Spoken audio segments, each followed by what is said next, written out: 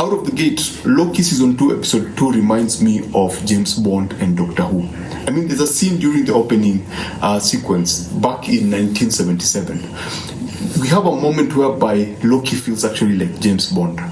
There was a fantastic foot chase, and I was like, wow, this feels like, feels like a 70s movie.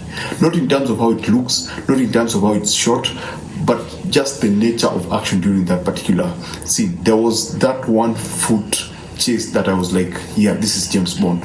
And like the last episode, Loki has a sense of confidence in this, and there are some points where you go back, you go like, yes, now this Loki feels familiar. He feels like the Loki that we know from all the Marvel movies that came out in the past. There are moments that he actually embraces the dark side of Loki. You can see a sprinkle of that. And one of the best things that they've done with this particular episode, they've asked the question that we as the audiences, if you've been following Loki from the beginning, they've asked and somehow answered one of the questions that we've been asking, which is, who is Loki? Is he a villain or is he a good guy? There's a character called X5 or Brand who asked that question, but then it's somehow answered with something that Loki talks about, especially in regards to Avengers, and they try to tackle that. But this episode now goes into, and like the first episode, which was extremely complicated, this one simplifies everything, and it's more of getting Sylvie, and so first of all they have to get X5, and then X5, who was sent to capture Sylvie, leads them to her. Then we get into how we get to learn where she's been, we get to learn what she has done. And the thing that I liked, apart from the fact that it felt more like Bond, it felt more British, because there was a heavy use of the British accent in this episode, was the sense of adventure, because I don't remember us staying in one place for a very long time. We were jumping around.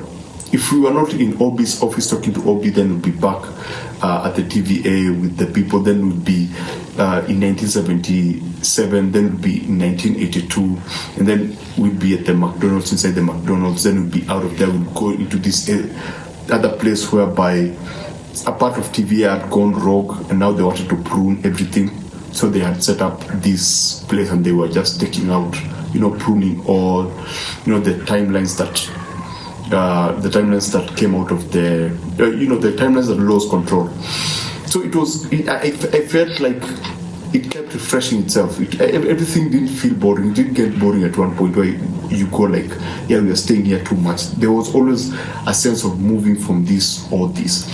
Loki is shot in a very, there is, after they get X5, they go into this room, and then there is a torture gadget that I didn't know what they were going to do with it. I love the idea of it. I love the aesthetic of it. I like how it was used. And I like the first time when they interrogate X5 and try to find out what he's going to say, and he kind of gets into the head of Mobius. That was pretty cool.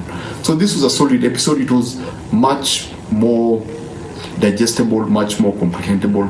I could understand what was going to happen. I could understand where the story was going. I could understand what was happening. Nothing got too complicated except for when Sylvie comes in and they go back to TVA, and then she's like, is this what the best you guys could do? I mean, you're supposed to be a defense, a strong defense or something.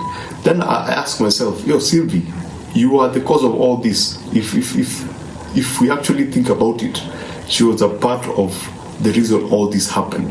So I was like, that was, that really, I didn't understand what she was talking about. I didn't understand. Yes, I understand why she's not at the TVA, but I don't understand why she was angry with them at TVA for trying to, correct the timeline. And she was angry with these timelines being pruned. I was like, Sylvie, all this in the beginning in season 1 happened because of you. But then again, I like where they took her. I like her new character.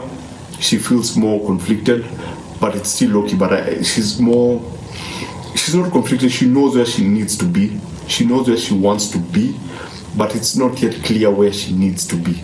I don't know if I'm making sense. So that was pretty cool. So that is it. I really enjoyed this episode. I enjoyed the fact that Loki, we got a bit of the Loki that we're familiar with. We got a more confident character. We got a more, I was looking at Loki and I was like, yes, this Loki feels familiar. Mobius was also pretty cool. They tried to do something with him. We almost got into his head, but we didn't go, we didn't follow through. And they followed up with something that was introduced in the first episode, whereby it questions their existence within the TVA, and it questions whether the idea of working for the TVA works for them or doesn't work for them. Would they prefer being who they were in their own timeline, or would they prefer being in the TVA? So basically that's it. If I was to give this out of 5, I would give this a 4.5. I really, really enjoyed it. I couldn't get my eyes off the screen.